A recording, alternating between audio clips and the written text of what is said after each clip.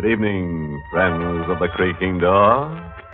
This is your host bidding you enter the inner sanctum. Come in, come in. And now for tonight's tortured tantrum. Ever have an ancestor who's dead but won't lie down?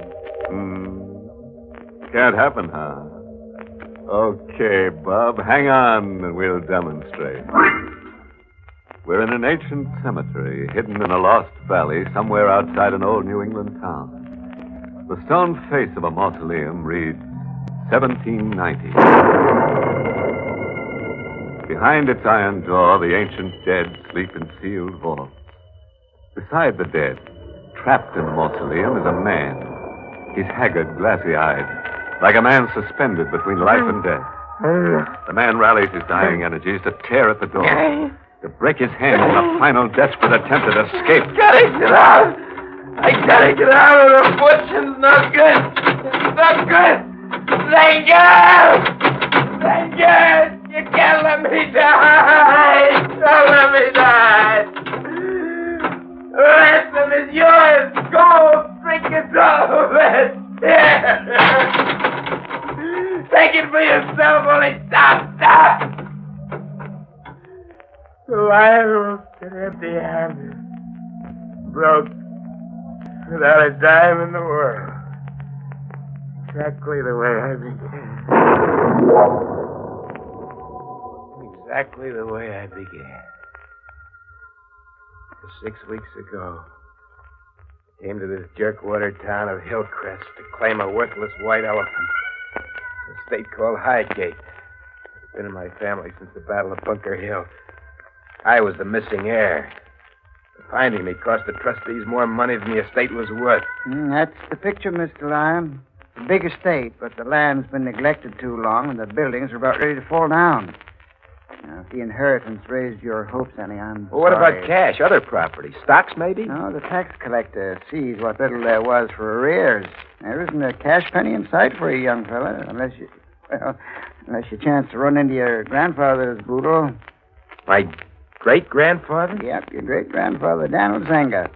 Folks around here say old Daniel salted a pile away and walks the halls of Highgate watching it and waiting for the right descendant to come along. Wait a minute, you're talking over my head. Well, I'm just repeating local bogeyman talk. See, according to old records here in Hillcrest, your great-grandfather was a man of fearful omens and prophecies. You're not saying he had supernatural powers. Well, the records hint he had. There's a paper in the files that accuses old Daniel Zenger of consorting with the devil. And there's another paper ordering his execution for the same thing. My great-grandfather was put to death? If we're to believe the records, yes. What did you mean by that remark? Waiting for the right descendant to come along. Oh, legend. The old Daniel Zenger swore his money would keep until an avenging descendant came along. But don't you go getting no ideas, young fella. Now, if there's anything I can do for you... Yeah, there is. Lend the missing heir $20, huh? I'll need train fare out of here. The train out of Hillcrest would have been the smart play. But curiosity got the better of me. I wanted to see Highgate once. I was just out of town. I hitchhiked part of the way, and I hooked it the rest of the way with the storm threatening. Highgate was more run down than words could describe. I stood outside, watching the shadows pile around that big heap of junk. It had a look about it, as if once it pulled you in, you were shut away forever.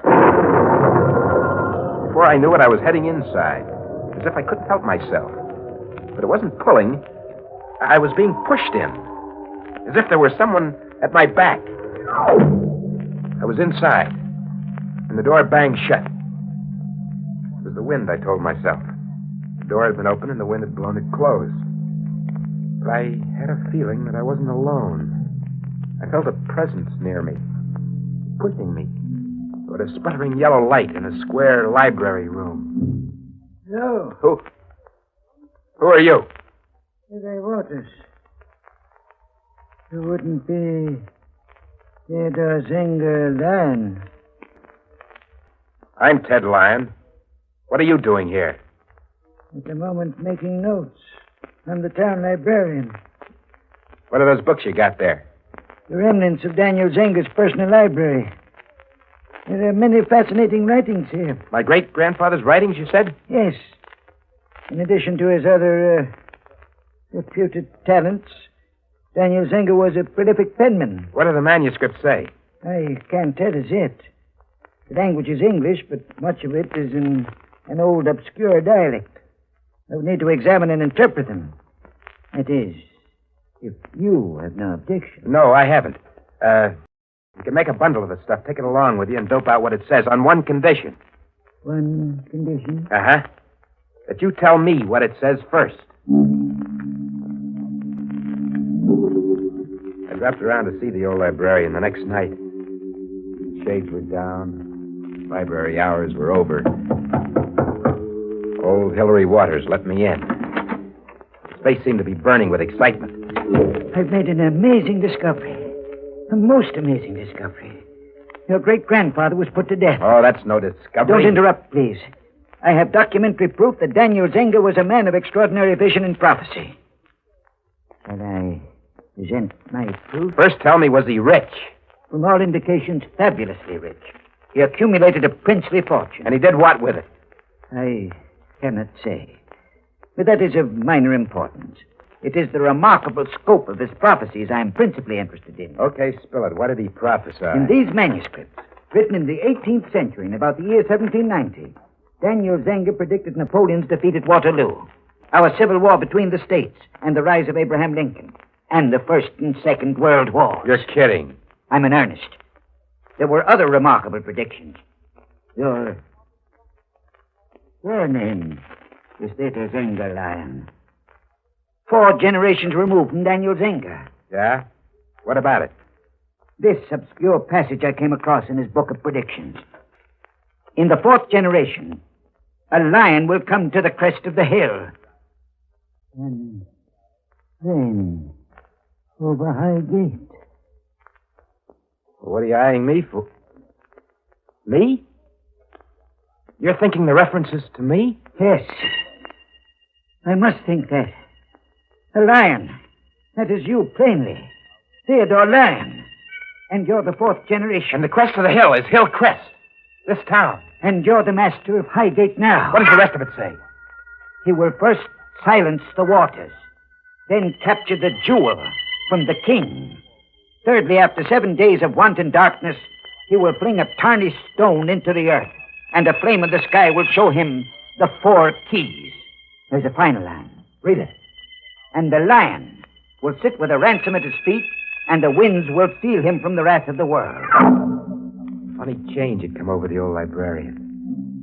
He looked as if he'd run out of the room if I wasn't standing right smack between him and the door. I started toward him slowly. That prophecy you read to me, if there's any truth in it, it means that if I complete the 3 steps referred to in those clues, I'll reach a certain 4 keys and lay my hands on a fortune. Yes. It purports to mean that. That's not quibble, huh? It means just that, period. Now, boiling certain words down, words like silence, capture, and fling. The 3 steps mean 3 murders. Believe me, it is madness to accept or even interpret them literally. Let's skip the weasel talk. It boils down to those 3 murders, doesn't it? No. Liar. First, he will silence the waters. That's you, Hillary Waters. I must first silence you. No. It's insane. You can't run away, old man. I've got to silence you. The chair came down on his skull, and he dropped. Then my thumb on his windpipe for a couple of minutes. And I'd satisfied the first clue to a princely ransom. I'd silenced the waters.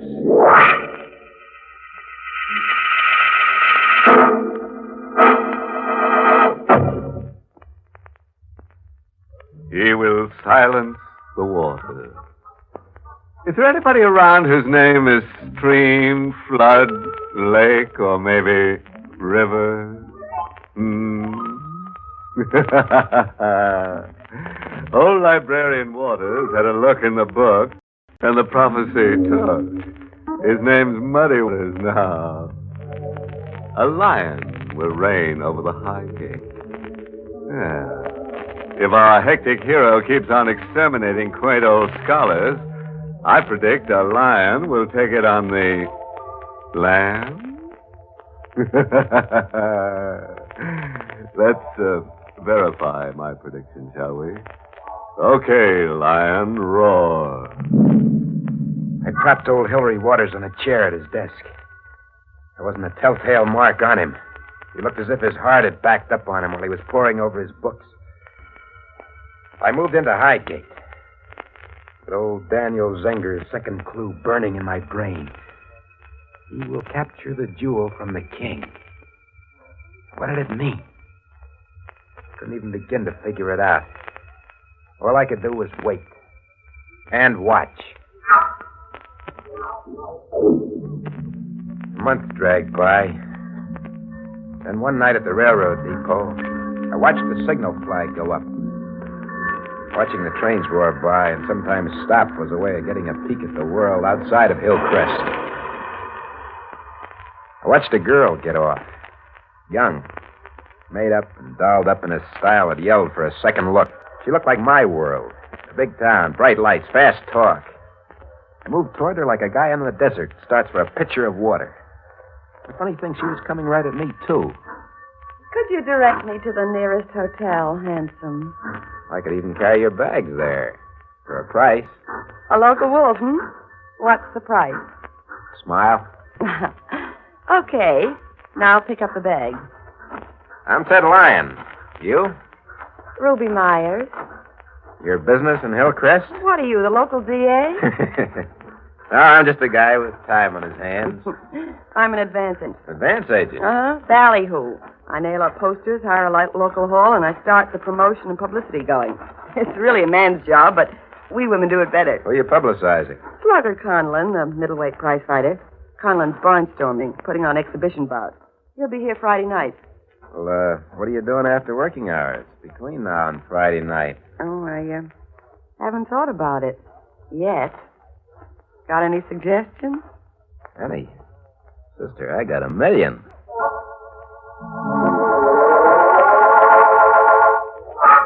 Before the end of the week, we knew each other a whole lot better. Walks, dances, the movies.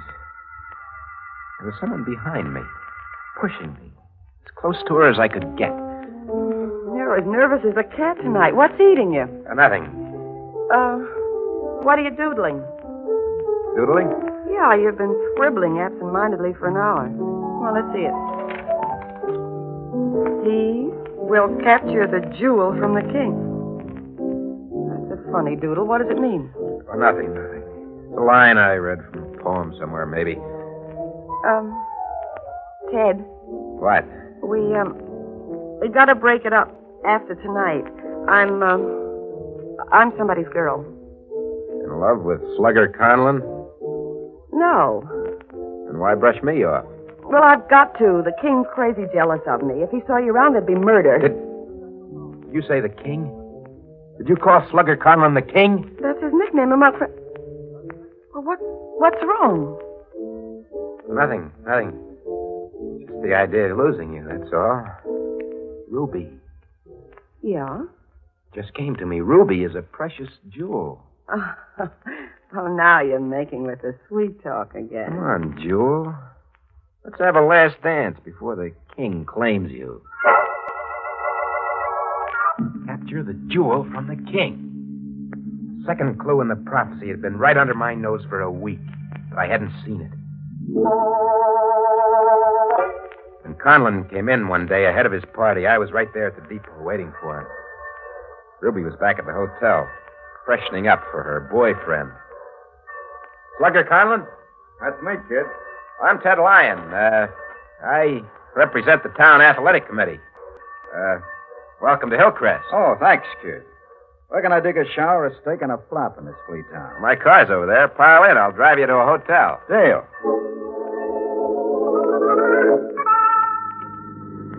The town's all head up about the exhibition bout, King. You know my nickname, huh? I've put on a show. Just everybody turn out. $1.65 a head. Hey, how far to town is it? Another half mile. What are you stopping? Flat tire. There's a break for you. I'm going to love this town. Well, where do you keep your jack? Don't bother worrying about the jack, Conlon. Hey, I don't see no flat. Say, what gives? What's the gun for? You, King. This a stick-up? Huh. I haven't got a plug nickel, kid. Turn around. Sure. But you won't find a son of me, I'll tell you.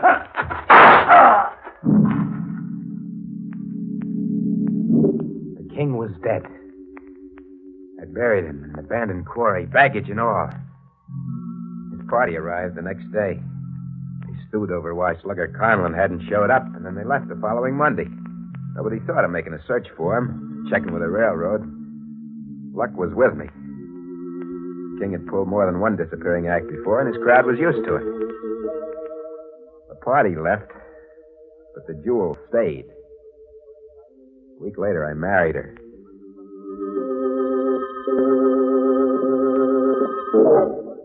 Where are we? Honeymoon, handsome. In Highgate. We'll spend 7 days there, alone. Thirdly, after 7 days of darkness and want. There was only one way of interpreting the third clue in the prophecy. I closed Highgate to the world, and I settled down to 7 days of darkness and famine. It was slow agony. But without it, I'd never find the 4 keys. Without it, a lion could never sit with a ransom at his feet. At first, Ruby resisted. Soon she began to suspect that you'd married a crazy man. Ted, I've got to get out of here. You'll stick for 7 days. No, not even 7 more minutes. I'm getting out of here right now. You'll stick it out, I said. You'll stick it out if I have to chain you to the floor. You're mad. You're crazy, raving mad. No food, no daylight, just endless dark. But 7 days passed. I was ready for the next clue. He will fling a tarnished stone to the earth, and a flame in the sky will show him the 4 keys. Fling a tarnished stone into the earth. What did it mean? Ruby! Oh, leave me alone. Leave me, darling. Come outside, Ruby, into the daylight. Ruby, I'll make all this up to you. All this suffering, I swear I will, Ruby. I'll sit with a ransom at my feet, and you'll sit right beside me, and there'll be gold and trinkets. No. You'll sit in the hot seat, and I'll sit 20 feet away with the witnesses, watching you burn. What do you mean? Watching me burn? I sat there starving with my body dying by inches, but my mind was alive. I could think. I figured out your crazy doodling and all your crazy recitation. He will capture a jewel from the king. I figured out what that meant. You better stop talking, Ruby. Try and stop me. King. Slugger Conlon. I know why he never showed up that night. You met him and killed him. Ruby stood there, pale and beat up looking, accusing me. The clothes were ragged. She'd lived in them for 7 days and 7 nights. The hard illusion of beauty was gone. Hunger had aged her 7 years. The jewel had lost her sparkle. The tarnish of a misspent and wasted life was all over her. He will fling a tarnished stone into the earth. There was a voice behind me. The voice of someone whose hands were pushing me toward Ruby. Pushing me toward the 4th clue in the prophecy. It was old Daniel Zenger. You're going to kill me. Yes. I didn't know then, Ruby, that you were the jewel and the tarnished stone both. It's no use trying to resist, Ruby. I'm too tired to resist. My fingers on your throat for just a little while. It won't hurt. Too much. She hung limply in my arms. And I flung her to the earth. And then there was a flame in the sky. A lightning spear. It seemed to fix in the sky. pointing like an arrow on an illuminated map. The flame in the sky will show him the 4 keys. I followed the arrow across the countryside. There was a wind behind me, pushing me on. Old Daniel Zenger was behind me, driving me. I reached an ancient cemetery that was hidden in a lost valley. Then the flame was gone from the sky. And in front of me was a mausoleum. The date on its stone face read 1790. And under it was the family name, Keys. The door was unlocked. I turned the knob and opened it. And the wind slammed it shut behind me. The iron door had a knob on the outside only. There was no knob on the inside. I'm in here now. Trapped. Too weak to move. Hearing voices. And the winds will seal him from the wrath of the world. The dead are all around me, waiting for me to close my eyes and join them. Waters, Connell, and Ruby. I'm in here to stay. There's a ransom at my feet. Gold coin. Trinkets that go back to the time of Queen Elizabeth and Sir Walter Raleigh. But the lights are going out for me. The jackpot I won. No good to me now. No good to me. The lion will sit with a ransom at his feet, and the winds will seal him from the wrath of the world.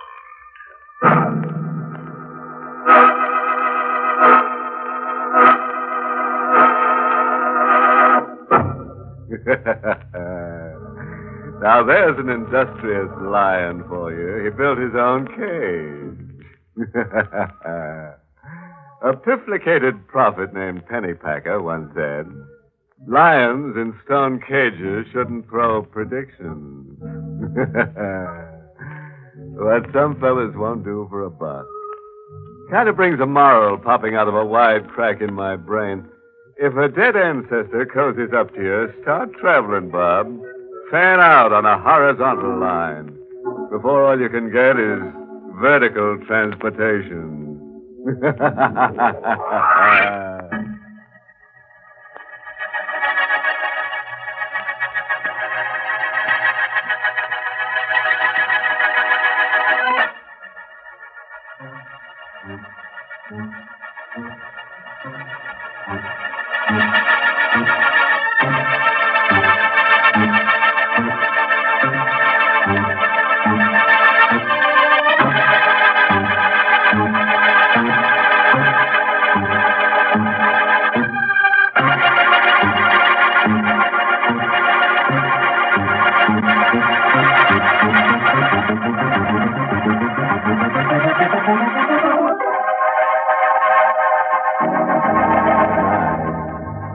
Pleasant dreams.